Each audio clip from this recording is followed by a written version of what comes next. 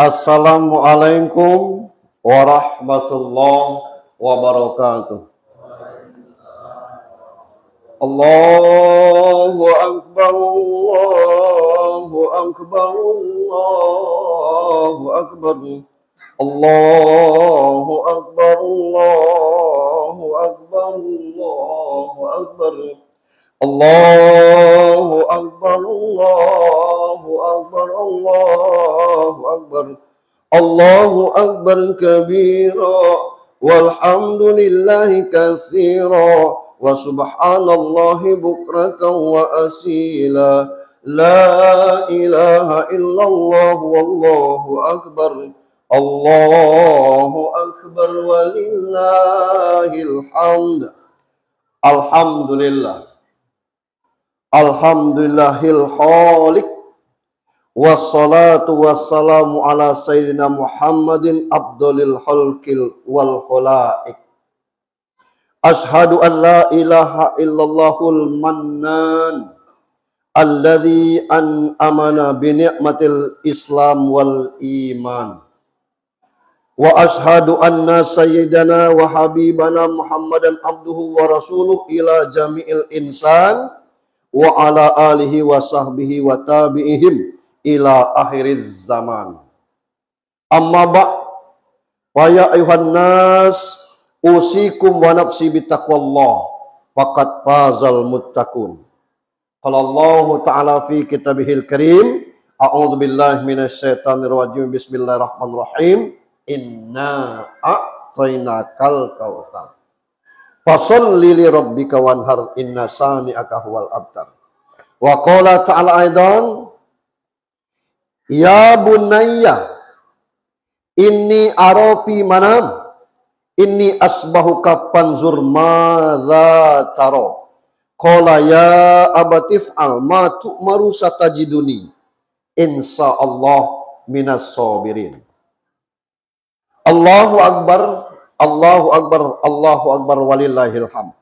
Kaum muslimin yang berbahagia, hari ini kita kembali menjadi saksi betapa luasnya kasih sayang Allah Subhanahu wa ta'ala. Pagi hari ini kita kembali merasakan betapa besarnya rahmat, ampunan dari Allah untuk kita semua. Dosa demi dosa kita kerjakan nyaris sepanjang hari. Perintah demi perintahnya hampir kita abaikan setiap saat. Tapi lihatlah Allah Azza wa Jalla yang Maha Pengasih itu tidak pernah bosan memberikan kesempatan kepada kita untuk bertaubat kembali kepadanya. Allah Azza wa Jalla, Allah yang Maha Penyayang, yang tidak pernah menutup pintu ampunannya yang luas.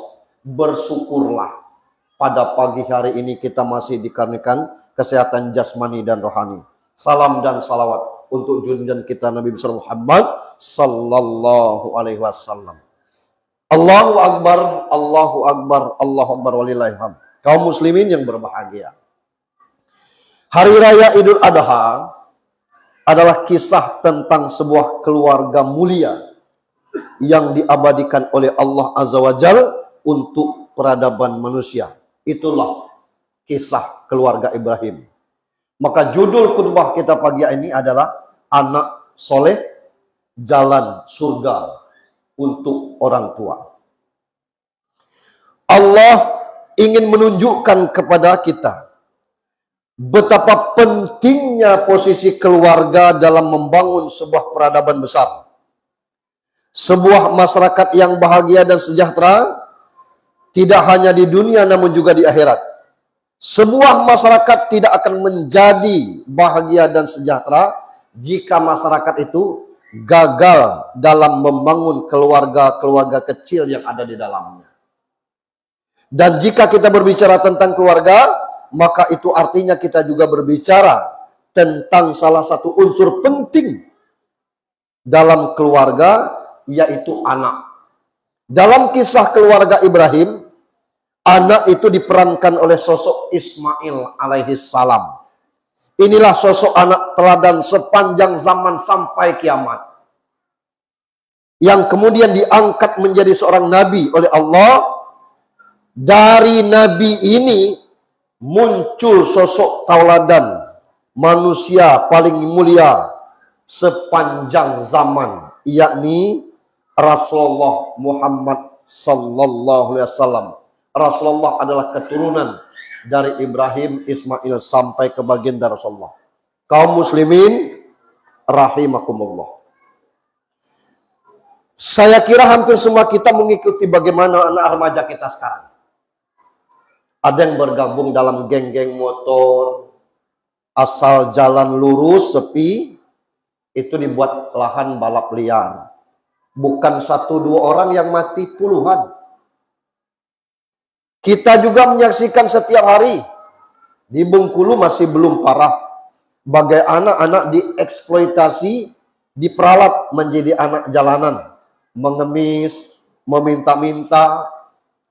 Yang naudzubillah ada yang terang-terangan mengisap lem. Lihat baju-baju kumalnya. Saya kira hasil-hasil survei mutakhir menunjukkan bagaimana jumlah AGB, anak baru gede, yang hamil di luar nikah. Bengkulu ini baru 2 bulan yang lalu. Di Kepayang 1 melahirkan tanpa bapak, anak dibuang. Di Seluma 1 juga anak dibuang.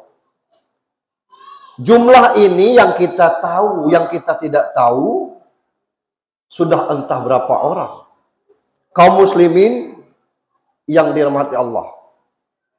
Harus kita akui dengan jujur bahwa salah satu penyebab utama terjadinya ini semua adalah orang tuanya sendiri. Tidak sedikit orang tua yang terjebak dalam 2 sikap ekstrim yang saling bertolak belakang. Pertama, ada yang memanjakan anak sehingga berlebihan, apa maunya anak dituruti. Dan yang kedua, sikap mengabaikan dan melantarkan anak-anak, tidak peduli kepada anak-anaknya. Ada orang tua menganggap anak, kasih sayang kepada anak harus ditunjukkan dalam pemberian dan pemenuhan segala keinginannya.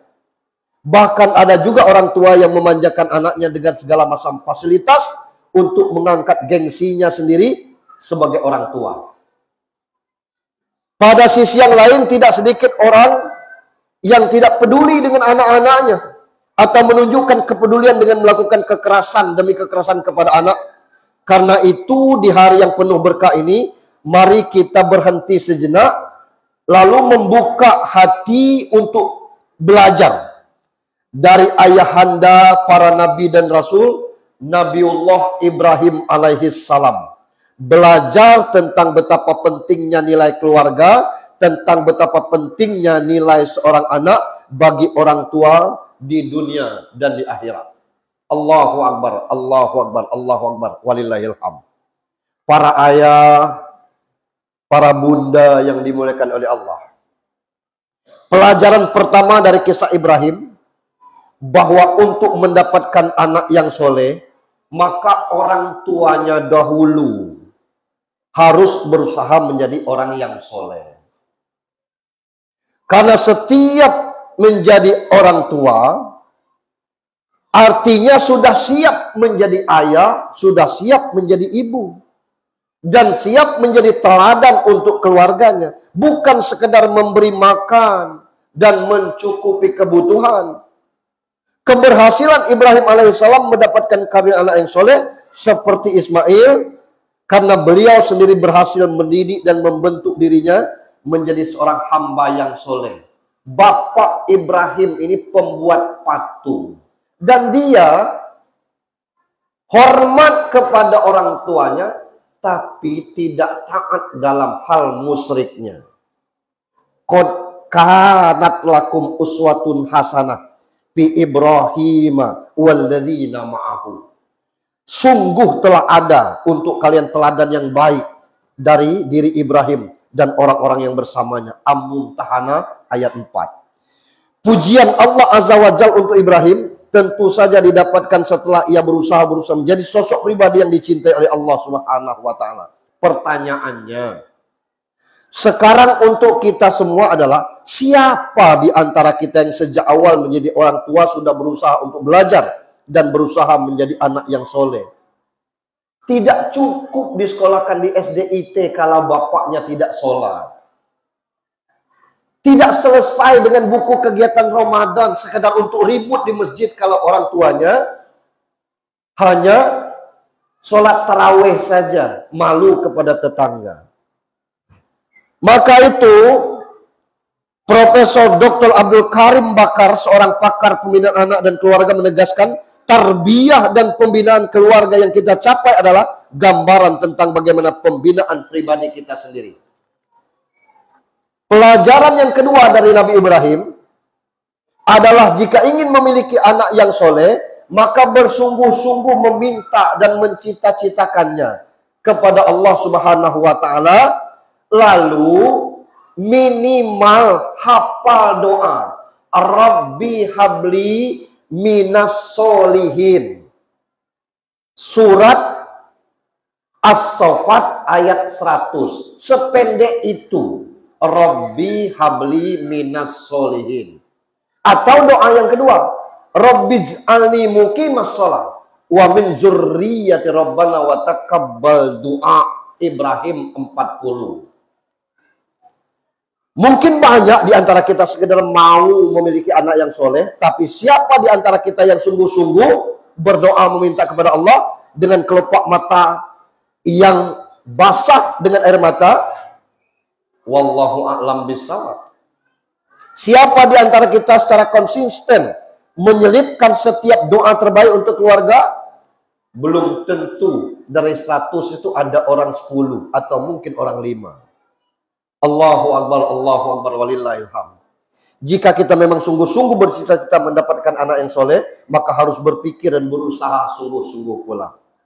Berikut beberapa hal yang sungguh-sungguh harus kita kerjakan untuk mewujudkan impian anak yang soleh. Pertama, konsisten mencari rezeki yang halal untuk keluarga.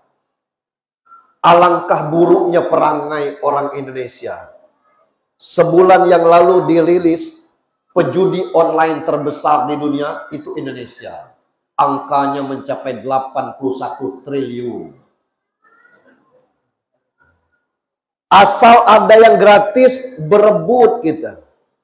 Kemarin ribut tentang ikan bandeng gratis. Asal gratis, berebut kita. Apa tidak boleh? Boleh. Maka dalam pandangan Islam, apa yang dikonsumsi oleh manusia akan berpengaruh terhadap perilakunya. Karena itu Islam mewajibkan kepada orang tua memberikan makan halal yang diperoleh oleh harta yang halal. Kita banyak melihat ibu-ibu gendong karung, cari botol bekas aqua, kardus halal, daripada mencari peluang dengan berbagai macam kiat untuk kita jadikan sebagai tambahan rezeki. Berapa banyak yang sebelum sampai ke pabrik nyiram sawitnya dengan air campur pasir. Ada berapa orang yang ketahuan memasukkan batu ke dalam getah karetnya sehingga terbongkar demikian. Inna muslim iza anfaqo ala ahlihi kanat lahu sodako. Ini yang luar biasa dorongan Nabi. Sesungguhnya seorang muslim itu jika ia memberi nafkah kepada keluarganya, maka itu nilainya sedekah. Ngasih makan anak bini itu berpahala sedekah. Untuk itu usahakan kita memberi anak kita dari makanan yang halal. Yang kedua, memberikan kasih sayang kepada anak tapi tidak memanjakannya. Sekarang ini orang tua berat harus membeli Android. Yang anak tidak mau Android yang harga 1-2 juta. Yang maunya harga motor. Tahan kita sampai kredit, pinjam bank, untuk itu janganlah. Kasih tahu dengan anak kita. Kalau itu pemborosan, lebih baik tidak usah. Kemudian yang ketiga, terus belajar dan belajar menjadi orang tua yang soleh dan cakap. Seperti yang saya katakan di atas tadi, anak yang soleh harus orang tuanya dahulu soleh. Ada berapa masjid setiap Jumat yang masjidnya tenang betul? Tidak ada. Begitu kita khutbah, rame anak di belakang tuh, Allahu Akbar. Kalau anak umur di bawah 5 tahun, kita paham. Dikatakan jangan, diamnya sebentar. Berikutnya ribut lagi. Tapi anak kelas 6 SD, kelas 5 SD, ngerti dia. Itulah biang ributnya. Setiap masjid ditegur itu, bapaknya jadi musuh kita. Ini yang susah. Kenapa? Anak itu anak kiriman. Mak baknya tidak ke masjid, anaknya disuruh ke masjid. Ini yang kita pilih. Tidak ada masjid kita yang 8x8, 10x10, 12x12. Cek isinya. Banyaklah tiang daripada jamaahnya. Luar biasa kita. Teladan dari orang tua tidak ada. Saya tahu betul bagaimana beratnya membangun masjid Miftahul Jannah ini. Tapi waktu kita ngisinya wallahu a'lam bishawab. Nah, maka itu peran penting orang tua, bukan sekedar bapaknya, ibunya pun demikian. Bab iza mata ibnu Adam in qata amalu minad dunya illa man salas. Sadaqatin jariyah au ilmun yuntafa bi awalin solehnya doa. Mati kita telah habis. Kecuali 3 hal, sedekah jariyah. Jangankan tidak sedekah yang kita baik, tidak cukup. Au ilmun yuntafa bi, ilmu apa yang kita wariskan ini? Ngaji. Berbelok-belok, panjang pendek sama aja. Tinggal satu harapan kita, anak yang soleh. Ngapo di dusun? Masjidnya buka seminggu sekali. Cuma 4 jam, dari jam 10 sampai jam 2. Karena itu tadi, bapak saya mati. Saya belum juga tidak sholat. Tunggu saya mati, anak saya juga tidak sholat. Karena apa? Datuk mati, bak juga tidak sholat. Itu kejadian di dusun. Sehingga tidak ada etibar bagi kita. Untuk apa bapak tergeletak di tempat yang sempit itu, sepotong doa dari anak tidak muncul. Kalau ngarap 3 hari, 7 hari, 41 hari, selesai cuma 4 kali itu. Terpanggang bapak kita di dalam itu. Bukan main. Dia mencari duit 300 juta untuk nyogok supaya anak jadi pegawai negeri. Begitu sampai mati mertabak seujung kuku tidak terkasih. Anak kurang ajar demikian. Itu yang terjadi pada saat ini. Dulu anak orang 11, 12, punya anak 4 dulu malu. Kenapa? Wanita tidak subur. Sekarang anak orang 2. Tapi kualitas anak 8 ini, Allahu Akbar, tidak ada yang tidak baca ngaji. Anak sekarang S1, S2, S3, maaf mungkinlah S4. Dia tidak sadar terlalu banyak S inilah jadi beku nih. Mak bak kita dulu tidak pakai S. Tapi kita begitu santun kepada orang tua. Ini yang harus menjadi pelajaran kita. Macam mana kita nak mencontoh Ibrahim alaihissalam. Melalui pesan-pesan khutbah ini harus kita sampaikan, jangankan jamaah. Saya sendiri merasa telah gagal dalam mendidik anak. Karena kita sadar setelah anaklah besar-besar. Mumpung anak masih kecil, didiklah. Harta banyak itu relatif, sedikit itu cukup. Tapi kalau punya anak yang mampu hafal 35, apalagi 30 juz, Allahu Akbar, ya Allah. Subhanallah. Terpanggang bapaknya nanti di neraka, Allah tanya, mana bapakmu? Kau hafal 30 juz nih. Saya tidak tahu ya Allah, cari. Ternyata di neraka. Angkat, pasang mahkota ini di kepala bapakmu. Kita terpanggang di neraka, diangkat oleh Allah di neraka karena anak kita mau masang mahkota karena punya hafalan 30 juz. Tidak sulit sekarang ini kalau kita mau, sebab banyak rumah tahfiz. Mari kita merenungi semua itu. Jangan sampai sekolah sekarang, mohon maaf betul, tidak bisa kita harapkan banyak. Setebal-tebal ini buku anak kita, melentik pinggangnya bawah, tapi masih harus les.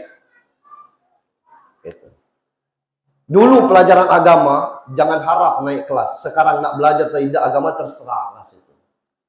Tidak ada orang perhatikan lagi sekarang. Kondisinya seperti itu. Luar biasa. Apa yang kita harapkan sekarang ini? Setiap ganti menteri, ganti kurikulum. akhlak makin amburadul, kelakuan makin tidak senonoh. Coba dengar anak SMP manggil kawannya, tunggu jing. Yang dipanggil itu ngomong jawab, sabar jing. Amun anak aku tampar mulutnya. Di depan kita yang manggil anjing-anjingan. Dari mana? Dari lingkungan yang tidak sehat. Luar biasa, Pak. Jadi pengurus masjid ini berat, jadi guru berat. Dulu seminggu 1 patah mistar. Bukan nepuk kita, nepuk bangku. Supaya sekarang guru nepuk bangku, anak tuh pucat, ngadu ke polsek Selebar, terkurung gitu. Dari mana mau ngajar anak kita lagi? Jangankan guru. Rasul mengatakan ajar anakmu umur 10, umur 7 tahun sholat. Umur 10 tahun tidak sholat, pukul. Jangan dipukul, maknya ngadu, terkurung gitu. Itu hadis sahih. Undang-undang kita tidak mengajarkan, bukan berarti dipukul, dipecut dan sebagainya. Boleh saja dipukul dengan kata-kata maksudnya. Tapi apa? Dilarang anak kita mukul anak kita sendiri. Luar biasa. Kaum muslimin yang dirahmati Allah, terakhir, berkurban hukumnya sunnah. Saya pernah menyampaikan di sebuah desa yang banyak haji hajahnya. Saya katakan, cobalah. Kurban 1, 2, 3, 4, 5, 7, haji galau. Kurban kedua, 1, 2, 3, 4, haji galau. Kurban ketiga, haji galau. Masuk haji sanggup, kurban tidak sanggup, jedit namanya, pelit. Kita sekarang mobil ado, rumah ado, rokok surya, 36, sanggup membeli. Kurban. Sekedar 250 sebulan, tidak sanggup. Bertahun-tahun nerima kupon tuh, malu bemalu muka. Ini kondisinya. Tidak ada orang yang cukup itu. Tapi kalau kita mau, bisa. Kurban ini hukumnya sunnah. Tapi Rasul mengatakan, paman kana lahu salam yudahi, fala yaqraban musallana. Siapa yang sanggup berkurban tidak mau berkurban, tak usah dekat masjid kami. Dekat masjid beda boleh, artinya penting kita berkurban. Maka inna a'tainakal kautsar. Sungguh nikmat Allah yang begitu banyak. Dan terus diberikan kepada kita. Fasholli li rabbika wanhar. Masuk bunga, ada rumah, bini ada, tinggal di komplek yang nyaman, sholat tidak tertegak. Muslim model mana kita nih? Masuk masjid sebesar ini untuk maghrib dengan isya, saf pertama aja tidak penuh. Untuk apa kita bangun masjid ini? Nah maka itu fasholli li rabbika wanhar. Dirikan sholat dan berkurbanlah. Kalau kita mau banyak jalan itu. Mudah-mudahan tahun ini kita tidak sempat, tahun depan kita sempatkan. Kaum muslimin, demikian khutbah kita. Di penghujung khutbah ini, sejenak kita menundukkan kepala, jiwa dan hati kita untuk menyampaikan doa kepada Allah yang Maha mendengar. Semoga doa-doa kita terhantar ke sisi Allah, dan bersama dengan itu Allah ijabah doa kita, Allah terima kurban dan sholat kita, dan Allah jadikan anak keturunan kita soleh dan solehah. Alhamdulillahirabbil alamin. Assalatu wassalamu ala asrafil anbiya wal mursalin wa ala alihi wa sahbihi ajma'in. Allahumma inna nas'aluka salamatan fid din wa afiatan fil jasad wa ziyadatan fil ilmi wa barakatan fil rizqi wa taubatan qablal maut wa rahmatan innal wa maghfiratan ba'dal maut. Allahumma hawwin alaina fi sakaratil maut wan najati minan nar wa fal hisab. Allahumma ighfir lana ya rabb dzunubana wa liwalidina warhamhum kama rabbawna shighara wa li jamil mu'minina wal mu'minat wal muslimina wal muslimat al ahya'i minhum wal amwat innaka ala kulli syai'in qadir. Ya Allah, Engkaulah Tuhan yang menciptakan kami. Engkaulah satu-satunya yang berhak kami sembah. Hari ini kami datang mengetuk pintu ampunan-Mu. Hari ini kami hadir bersimpuh dengan penuh dosa yang melekat di tubuh kami yang lemah ini. Ya Allah, betapa kami sering lupa bahwa kehidupan dunia ini sangat singkat. Hingga kami pun jatuh dalam kedurhakaan terhadap perintah-Mu. Ya Allah, ampunilah kami. Ampunilah kami ya Allah, ampunilah kami. Ya Allah, jika Engkau menutup pintu ampunan-Mu yang Maha Agung, kepada siapa kami harus mencari ampunan? Ya Allah, ya Rabbana, di bumi Katulistiwa ini perkenankan doa kami untuk saudara-saudara muslim kami yang terjadah dan tertindas di berbagai belahan bumi-Mu. Ya Rabbana, berikan keteguhan dan kesabaran kepada saudara-saudara kami di Palestina. Dan dimanapun mereka yang tertindas, kerahkan bala tentaramu di alam semesta ini untuk meluluh lantakkan para penindas mereka sehancur-hancurnya. Lindungi kehormatan mereka ya Allah, jadikan mereka gugur sebagai syuhada yang selalu hidup di sisimu. Segerakan pertolonganmu untuk mereka ya Allah. Ya Allah ya Rabbana, di sisa-sisa hidup kami ini, beri kekuatan kepada kami untuk berbakti dan menjadi anak yang soleh untuk ayah ibu kami. Untuk ayah ibu kami yang masih hidup, panjangkan umur ketaatannya ya Allah. Kuatkan mereka beribadah. Cukuplah mereka susah mendidik dan membesarkan kami. Bayar setiap tetes darah ibu kami melahirkan kami dengan pahala. Balas setiap peluh ayah kami yang membesarkan kami, kadang-kadang termakan uang haram untuk kami. Dia akan diazab. Ampun ya Allah. Andai kalau cabut nyawa ayah ibu kami, pastikan Engkau cabut dengan husnul khotimah ya Rabb. Untuk orang tua kami yang sudah tiada, kami rindu kepada mereka ya Allah.